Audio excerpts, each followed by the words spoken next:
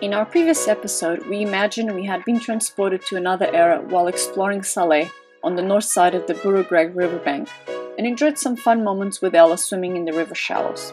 Now, it was time to cross the river and discover Rabat, the capital of Morocco. Rabat is a modern city with good infrastructures, but we wanted to feel what it was like on the old days, so we decided to use the fisherman blue water taxis that are still being used by many locals every day. The experience of the slow-paced crossing, the fishermen diving from some of these boats to catch some fish, the view doesn't match the inexpensive cost of less than €1 of a round trip for 2 people.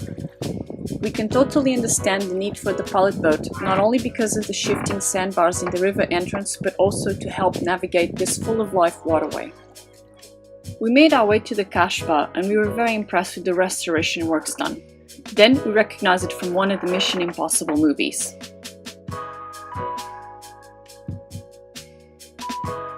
Once we entered the Kashfa, we immediately noticed a number of cats. They seemed to be everywhere, lazing around, following the inhabitants, but what really impressed us was the sudden change of temperature. As we walked the narrow labyrinth lanes with its white and blue painted walls, we could feel much cooler than when walking elsewhere in the city.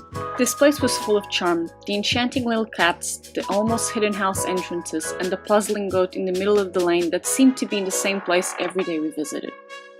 Finally, we reached the top of the Kashfa, to the same point where centuries before the Sultan of Rabat would come to see his pirates leave to raid all the way up to the coast of Portugal and Spain. We would come here often to see the sea because the port closes to navigation when there's a to meet as well. But now it was time to enjoy more traditional delicacies. The days passed and we continued to go to the Rabat Kashfa to enjoy the views while waiting for the right conditions to leave.